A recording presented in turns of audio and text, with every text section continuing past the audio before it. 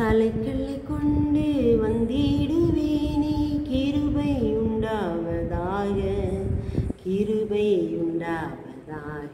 அல்லேலூயா, கிருபை உண்டாவதாக, கிருபை உண்டாவதாக.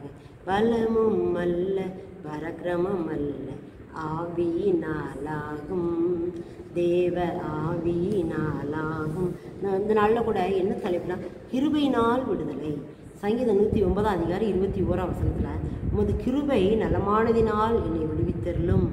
கிருபையினால் ஆண்டவர் விடுதலை கொடுக்க முடியும். கிருபை நலமானதினால் என்னை விடுவித்தருளும், கிருபையினால் என்னை விடுவீங்க அப்படின்னு சொல்லி தாவீது சொன்னார்.